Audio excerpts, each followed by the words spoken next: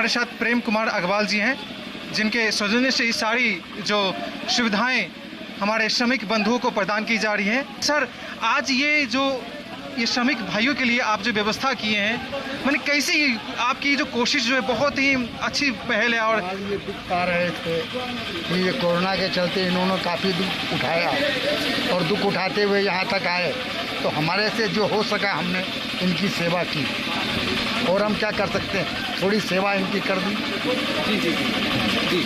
और सर, ये कैसे मुमकिन हुआ, मतलब कि आपको कहाँ से प्रेरणा मिली और कहाँ से लोगों को कैसे ये सहयोग कैसे आपको हुई? प्रेरणा तो देखिए, ये तो भगवान प्रेरणा देते हैं कि भाई ये आदमी कष्ट में है, इसका कष्ट निवारण करो। अगर आप सामर्थ्य हैं तो जरूर आप इनकी सहायता करो। सर, यहाँ पे मैं देख रहा हूँ मिनरल्स वाटर है, पैकेट वगैरह है, जो कि एक एक श्रमिक बंधु भाई एक एक करके लेते जा रहे हैं। तो ये व्यवस्था कैसे हो पाई सर? केटरर को ऑर्डर दे करके खाना बनवाया गया है और मिनरल वाटर बाजार से लिया गया है, जो फैक्ट्री वाले से। सर, मैं ये भी देख रहा हूँ कि आपकी एक बहुत बड़ी टीम भी है और टीम में एक एकता है, सब एक साथ मिल करके काफ़ी मन से दिल से काम करते हैं। तो कैसे ये संभव हो पाता है? ठीक है, ये लोग सब हम लोग मिलजुले एक मोहल्ले के लोग हैं, सब लोग मिलजुल के काम करते रहते हैं हमेशा।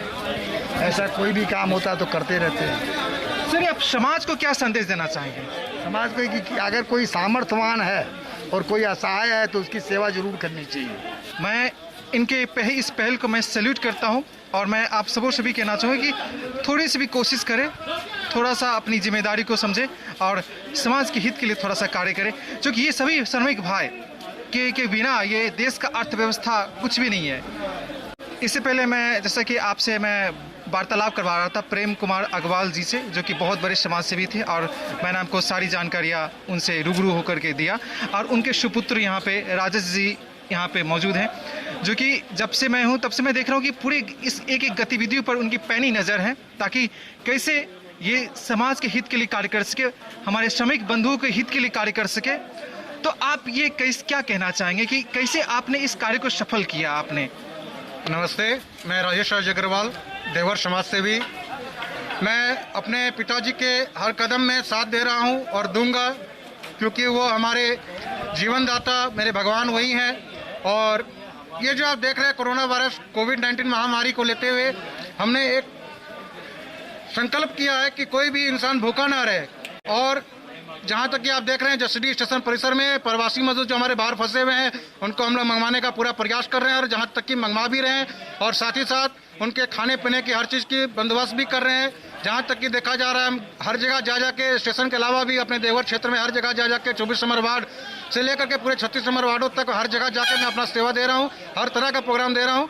इसके लिए मैं आप सबों से आशीर्वाद एवं प्यार की अपेक्षा रखता हूँ। जय हिंद, जय भारत। तो आप ये देख पा रहे हैं, चूँकि श्रमिक भाई बंधु देश की इंफ्रास्ट्रक्चर की रीढ़ की हड्डी है, इसके बिना देश का इंफ्रास्ट्रक्चर रत्ती भर भी आगे नहीं बढ़ सकता है। तो इसलिए हम सभी का ये दायित्व बनता है कि हम सभी मिल करके इनका सहयोग करें, इनकी मदद करें, इनके आर्थिक हितों का रक्षा करें, यही हमारा कर्तव्य बनता है। तो दोस्तों, अब मैं मिलवाना चाहूँगा, आपको रूबरू करवाना चाहूँगा राजेश राज अग्रवाल जी की धर्मपत्नी सोनी देवी से। वो भी पूरे तन मन के साथ इस नेक काम में, इस धर्म कार्य में जुटे हुए हैं। आपको कैसा महसूस होता है कि जब आप ये कार्य करते हैं, चूँकि कोरोना वायरस की बहुत बड़ी महामारी है जो पूरे विश्व को चपेट में ले चुकी है? नमस्कार, मेरी पूरी कोशिश है कि मजदूरों की सेवा करें। वार्ड तो है ही, वार्ड को ही नहीं देखना है, हमको पूरे समाज को देखना है। और हम जहाँ तक कोशिश कर पा रहे हैं, हम अपने कोशिश से आगे बढ़ते हुए जा रहे हैं और हमें बहुत सारे लोगों का सपोर्ट भी मिल रही है।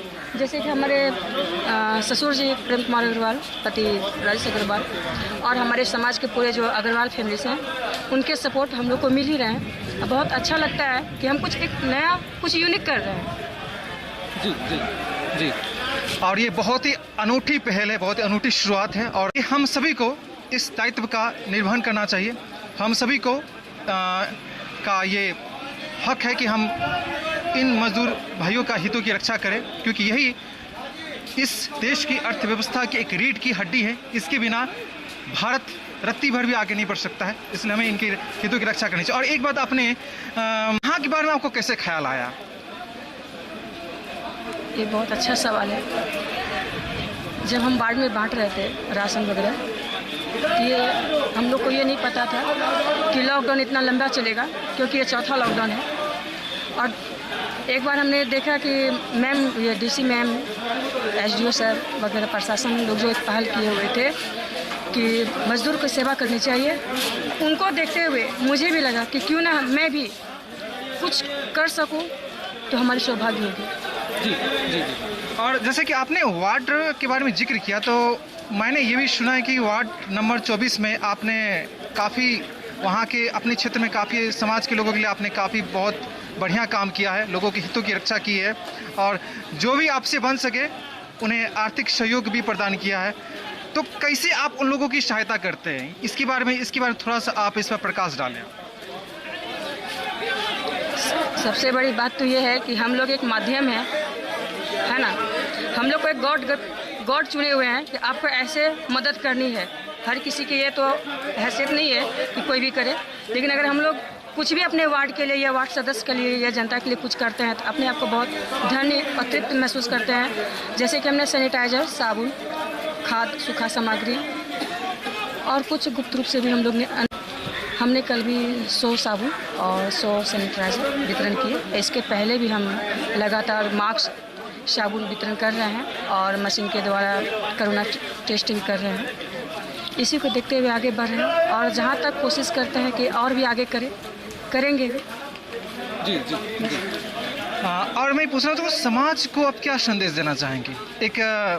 चूँकि महिला शक्ति बहुत समाज के लिए बहुत बड़ा मायने रखता है, तो आप एक बतौर महिला के तौर पर आप बाकी लोगों को आप क्या संदेश देना चाहेंगे? किस तरह से उन्हें इस बीमारी को रोकथाम के लिए कुछ कारगर उपाय तलाशनी चाहिए या डट कर इसका सामना करना चाहिए?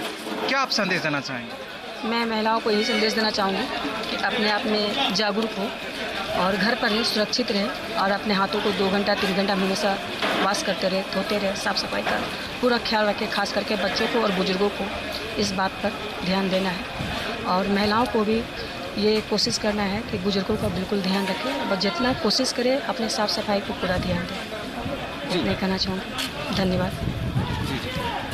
बहुत यहाँ पर प्रेम कुमार अग्रवाल जी के नेतृत्व में सभी यहाँ पे टीम यहाँ पे मौजूद हैं और हम इनसे भी कुछ सवालात करेंगे, पूछेंगे कि आज ये प्रेम कुमार जी की परिवार की जो पहल है और साथ ही साथ इनका जो सदस्य टीम जो है, एक बहुत ही अच्छी सोच जो कि समाज को एक सकारात्मक एनर्जी प्रदान करती है। आज हम इनसे पूछना चाहेंगे। सर, सबसे पहले आपका नाम क्या हो सर? अनिल कुमार झा। सर, मैं आज लगभग जब से आया हूँ तब से देख रहा हूँ कि सभी आप लोग पूरे तत्परता के साथ इस जो आपने जो पहल की है इसको कारगर सफल बनाने के लिए पूरे तत्परता के साथ जुटे हुए हैं। कैसे ये संभव हो गया? कहाँ से आपके मन में एक ख्याल आया कि मुझे भी समाज के लिए कुछ, समाज के हित के लिए, श्रमिक मजदूर भाइयों के हित के लिए कुछ करना चाहिए? हम लोगों के समाज से भी प्रेम अग्रवाल जी जो मेरे घर के करीब हैं, आपस में सारा परिवार एक हैं, उन्हीं के द्वारा आज का ये जितना बाहरी मजदूर लोग आए हैं उनके खाने पीने का व्यवस्था किए हैं। हम लोग उनके सहयोग के लिए यहाँ जसीड स्टेशन पर आए हैं और उनके कथनानुसार हम लोग ये काम कर रहे हैं। भगवान करे उनके परिवार को, उनके समाज को, हम लोगों को सारा आशीर्वाद उनके तरफ से लगे और ऐसे ही हम लोग सेवा करते रहें। बस। जी जी, धन्यवाद जी, बहुत बहुत धन्यवाद सर। और सर, मैं आपसे पूछना चाहूँगा, सर आपका नाम क्या हुआ? मेरा नाम मनोज कुमार राव है। सर, मैं पूछना चाहूँगा सर कि आपके मन में ख्याल कहाँ से आया? चूँकि गुजरात से सभी श्रमिक बंधु आ रहे हैं, काफ़ी दूर है, साउथ इंडिया में पड़ता है और वहाँ से चूँकि खतरा का भी डर एक बना रहता है और काफ़ी सतर्कता से हमें सभी चीज़ों की व्यवस्था करनी पड़ती है। पैकेट का बंदोबस्त करना, पेयजल का बंदोबस्त करना, और ये सारा चीज़ संभव कैसे हो पाया? क्योंकि आप सहयोगी के तौर पर अपनी भूमिका निभा रहे थे, तो कैसे संभव हो पाया और ये आपके मन में ख्याल कैसा आया? मेरे पड़ोसी श्री प्रेम कुमार अग्रवाल जी हैं, उन्हीं के नेतृत्व में ये सारा हुआ है। हम लोग तो सहयोग बतौर यहाँ पे पहुँचे हैं और ये जितने भी मजदूर हैं, मुझे लगता है कि ये हमारे घर के ही, हमारे गांव के ही सदस्य हैं और हमें मानवता के नाते, मानव प्रेम के नाते हमें यहाँ खींच कर लाया गया है। जी जी जी। मुझे कष्ट तो हो रहा है कि मजदूर इतना सारा कष्ट झेलते हुए उतनी दूर से यहाँ पर आए हुए हैं और मैं इनके सेवा में कुछ कर सका तो लगता है कि मेरा जीवन सफल हो रहा है। ऐसा मैं अनुभव जी। और सर मैं आपसे पूछना चाहूँगा, आपका नाम क्या हो सर? मेरा नाम संजय बसईवाल है। जी सर, चूँकि पूरा विश्व जो है कोविड-19 की चपेट में है और हमारी सरकार एक भारत सरकार और राज्य सरकार के बीच एक तालमेल है और दोनों मिल के मजदूर भाइयों का जो समस्या है उसको हल करने की कोशिश कर रही है और अलग अलग राज्यों में ट्रेन की सुविधाएं प्रदान की जा रही है ताकि सभी जो है अपने गंतव्य स्थान तक पहुंच सके। और आज हमारे शहर देवघर में आज ये ट्रेन पहुंची है और सभी श्रमिक बंधु उतरे हैं।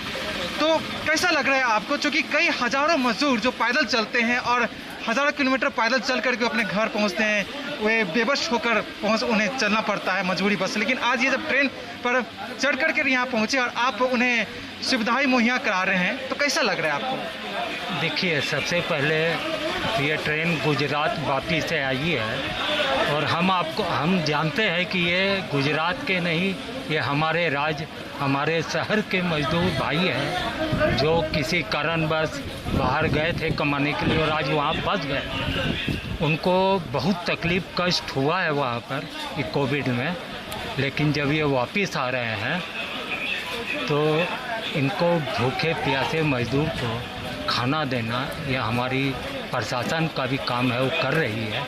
लेकिन आज हमारे सहयोगी प्रेम अग्रवाल जी जिनके सौजन्य से ये हो रहा है, ये बहुत ही अच्छा काम है और हम चाहेंगे कि इनको कोई भी कष्ट आगे ना हो, भगवान भोले बाबा इनकी रक्षा करें।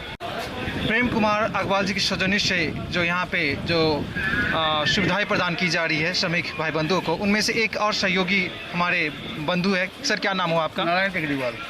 नारायण जी बताइए कि कैसा लग रहा है इतनी बड़ी तादाद में जब श्रमिक यहाँ पर पहुँचे हैं, कभी आपको लग रहा था कि ये पहुँच पाएंगे?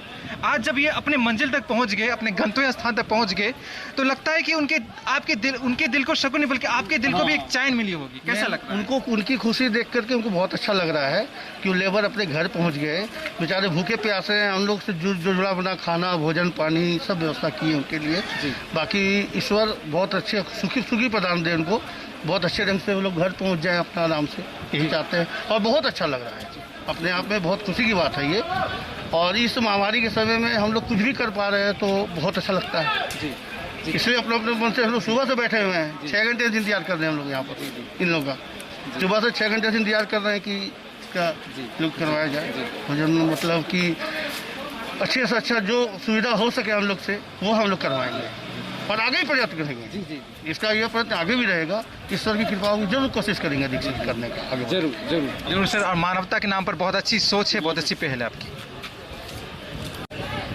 अब तक आपने जो भी देखा, जो भी समझा, जो भी एनालिसिस किया आपने, ये हमारे देवघर शहर जसीडीह स्टेशन पर सभी श्रमिक भाई बंधु पहुंच चुके हैं और अपने गंतव्य स्थान तक पहुंच रहे हैं। एक अंदर का सुकून, एक अंदर का एक चैन वो महसूस हो रही, एक शांति सी महसूस हो रही, न केवल उनको बल्कि हम सभी भाई बंधुओं को कि अपने घर में पहुंच गए। यहाँ से सीधे बस पर चढ़ेंगे और बस से सीधे हुए अपने मंजिल तक पहुंच जाएंगे, यानी गिरिडीह के लिए वो चल पड़ेंगे। जहाँ पर ट्रेन वहाँ तक नहीं पहुँच पाती, वहाँ बस के माध्यम से ही सीधे वहाँ तक वे पहुँच जाएंगे। तो एक मन में एक सुकून सा महसूस होता है। अब भी बहुत सारे से मजदूर हैं, बहुत सारे श्रमिक मजदूर हैं जो कि जसीडीह स्टेशन पर ये ट्रेन तो पहुंच चुकी है और साथ ही साथ यहाँ से जो श्रमिक भाई बंधु उतरे हैं, लगभग 1700-1800 के लगभग मजदूर यहाँ पर उतरे हैं और सीधे यहाँ से वे बस पर चढ़ेंगे और बस से हुए देवघर, साहिबगंज और गिरिडीह, ऐसे कई ऐसे ज़िले हैं जहाँ पर ट्रेन नहीं पहुँच वहाँ पे जा सकती, वहाँ पे बस जा सकती है और वो सीधे अपने अपने गंतव्य स्थान तक पहुँच जाएंगे। तो दोस्तों, ये मन में एक बहुत ही शांति महसूस होता है, मन को तृप्त करता है जब हमारे कोई अपने जो कि हमारे शहर के रहने वाले हुए अपने मंजिल तक पहुँच जाते हैं। तो आपसे सीधे विदा लेते हैं, कुछ ऐसे ही रोचक जानकारी के साथ आपके पास फिर पुनः मैं उपस्थित रहूँगा। आप देखते रहिए लाइव टीवी दर्शन। नमस्कार।